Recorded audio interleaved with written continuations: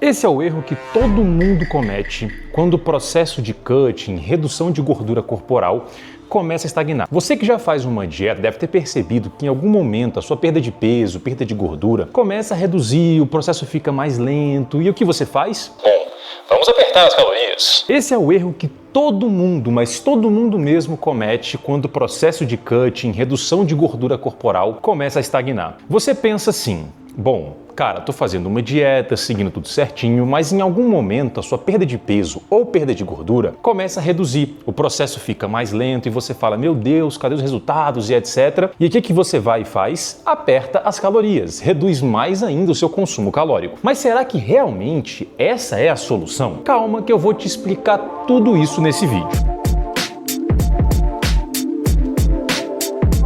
Obviamente que se você ainda estiver com um bom montante de calorias na sua dieta, com uma restrição bem tranquila, uma dieta bem de boa ainda, comendo bem, essa pode ser sim a solução, porque inevitavelmente durante um processo de perda de gordura ou cutting, nós teremos que ir reduzindo esse consumo de calorias. Mas caso as suas calorias já estejam mais baixas, o déficit esteja mais puxado já, você já tenha ali uma certa fadiga e coisa do tipo, talvez essa não seja a solução. Isso porque, em grande parte dos casos, você não precisa de menos calorias, e sim menos opções na sua dieta. E olha que bacana, esse trabalho observacional observou ali basicamente 112 pessoas durante um programa de perda de peso e encontrou que aqueles participantes onde os registros de alimentos nos aplicativos continham mais alimentos repetidos e menor variação calórica diária, perderam um pouquinho mais de peso do que aqueles com uma alimentação muito variada. Óbvio, não foi uma diferença muito grande, mas foi e teve essa diferença. Isso sugere pra gente que ter algumas refeições padronizadas no seu planejamento pode facilitar a sua adesão e o seu registro caso você conte calorias. Mas, obviamente, que não é um estudo que prove causalidade e não comparou uma dieta flexível com um cardápio fixo. E, obviamente, que não mostrou pra gente que a repetição de alimentos substitui o déficit calórico. Até porque, sem restrição calórica, você não emagrece. Mas por que os achados desse estudo são tanto quanto interessantes? Muitas pessoas pensam assim, nossa, minha dieta tá aqui, eu tenho 150 bilhões de opções e coisa do tipo, ou seja, é uma dieta melhor, é uma dieta mais fácil, eu vou conseguir seguir. Porém, a gente tem alguns mecanismos bem legais que podem explicar os achados daquele estudo que eu citei anteriormente. O primeiro deles é o que a gente chama ali de redução da carga decisória, onde cada decisão no seu dia, no seu planejamento, envolve várias perguntas, do tipo, cara, o que eu vou comprar para essa refeição? O que eu vou preparar? Como eu vou preparar? Quanto que eu vou comer? O que eu vou substituir com esse alimento? Qual a combinação que me deixa um pouco mais saciado? Sendo assim,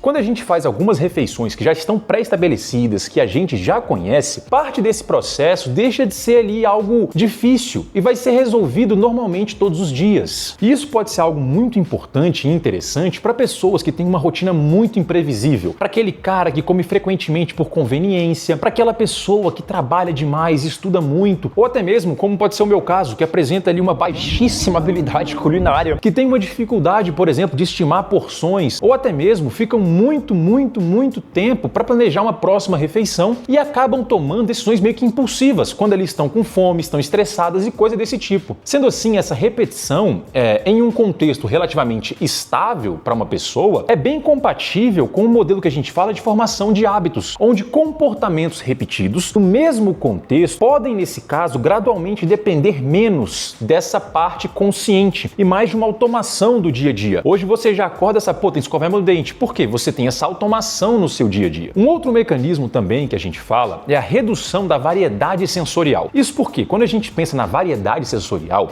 ela pode aumentar a ingestão calórica dentro de uma refeição. Esse fenômeno, ele está relacionado com a redução mais lenta do interesse alimentar. Isso porque quando temos novos sabores ali apresentados, a gente tem uma tendência a querer comer mais. Já percebeu que quando tem 1000 opções numa mesa, coisa do tipo, você quer provar um pouquinho de tudo e acaba comendo bem mais do que você comeria se tivesse apenas uma opção? É basicamente isso. Inclusive, a gente tem até uma revisão sistemática bem interessante que encontrou nesse caso que uma maior variedade de alimentos em uma única refeição tende a aumentar a quantidade de volume de comida consumido e, obviamente, o volume de calorias. Isso porque a gente tem texturas diferentes, a gente tem diferentes sabores e tudo isso estimula o nosso organismo a buscar mais alimentos, ou seja, faz a gente querer comer um pouco mais. Mas calma, aqui existe uma diferença bem grande entre você ter uma certa variedade dentro de uma ocasião alimentar, o que pode até mesmo estimular o consumo de alimentos específicos. Por exemplo, aquela pessoa que tem uma dificuldade muito, mas muito grande no consumo de frutas, vegetais. Essa variedade pode ajudar essa pessoa a consumir diferentes temperos, diferentes formas daquele alimento, ou até mesmo uma variedade de alimentos saudáveis ao longo da semana, o que pode melhorar a qualidade da sua dieta, tá? E obviamente que a quantidade de decisões necessárias para você executar essa dieta. Essa, por último, que pode sim afetar a sua decisão. Então entenda também que nem toda variedade vai ser ruim. E por último, mas não menos importante, a gente tem o terceiro mecanismo, que é nesse caso a maior previsibilidade calórica. Isso porque, depois de uma refeição, quando você conhece bem, quando tu já vem fazendo ela há muito tempo na sua dieta, você já sabe aproximadamente o valor energético dela, você já sabe a quantidade de proteína que você encontra nela, principalmente se você é um cara que tem que registrar esses alimentos em algum aplicativo. E obviamente que em grande parte dos casos tu já vai saber o potencial de saciedade e a porção que costuma funcionar para ti. O quanto precisa comer para essa refeição ali certinha ficar no seu dia, para você conseguir organizar ela no seu dia a dia, coisa do tipo. O que reduz muito essas taxas de erros, mas óbvio, calma que também não é tão simples assim e não necessariamente você variar uma refeição por dia vai ser um problema. Mas uma maior novidade, uma maior variedade de refeições pode vir acompanhada, por exemplo, de porções menos previsíveis, de mais refeições fora de casa, de uma dificuldade de registro em aplicativos, caso você tenha, e até mesmo uma dificuldade nesse autocontrole. Fora que também pode ter uma maior quantidade de ingredientes, o que dependendo de pessoas pode ser um problema.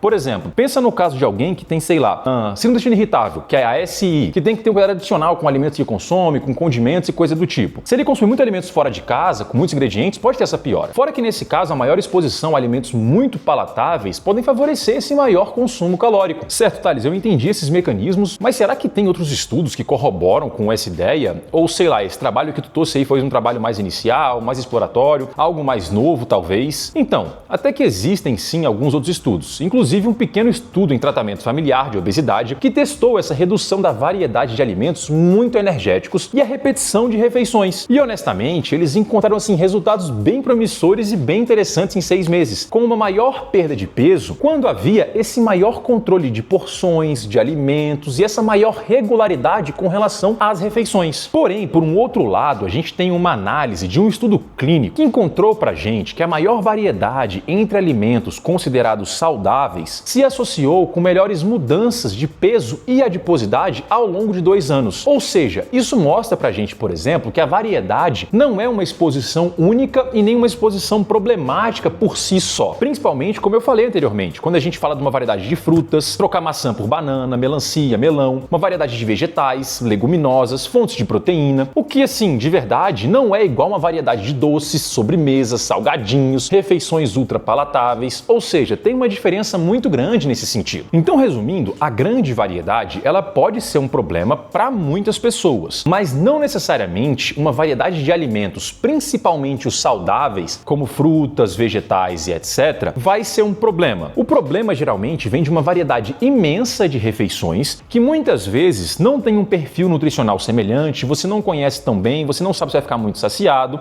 e coisa do tipo. Então, o que eu faria se fosse você depois de assistir a esse vídeo? Bom, eu pensaria numa estrutura um pouco mais linear. A primeira delas, eu tentaria fazer o que a gente chama na nutrição de refeições âncoras, ou seja, escolher 1, 2, 3 refeições do seu dia para você repetir frequentemente, todo santo dia. Mas assim, aí pode ser a refeição que você quiser, café da manhã, lanche, jantar, almoço, a que você mais curtir. Além disso, eu manteria também nesse caso uma estrutura de cardápio mesmo, sem ser esses negócios de registro, vou comer isso aqui, aquilo ali, manter realmente um cardápio linear, variando apenas componentes básicos como fontes de proteína, carboidratos, vegetais, temperos e até mesmo frutas, mantendo algo mais centrado, sem tanta diversidade no seu dia a dia. E obviamente, se você não quiser ter todo esse trabalho de ficar pensando em tudo isso, monitorando tudo isso e etc, o que eu vou manter linear, o que eu vou tirar, a minha consultoria é o local certo para você, porque aqui eu entrego o máximo de resultado, sem enrolação, com contato direto comigo mesmo, e você pode tirar sempre todas as suas dúvidas. Mas obviamente, se você gostou desse vídeo, deixa aqui o seu like, deixa aqui um comentário, se inscreve no canal, compartilha também com alguém que precisa saber dessa questão de variedade, se isso atrapalha ou não. E por favor, se você for fazer comprinhas na Growth de qualquer suplemento que seja, utilize meu cupom, que é o cupom Thales, porque assim você fortalece muito os vídeos aqui do canal. Um abração e até o próximo vídeo.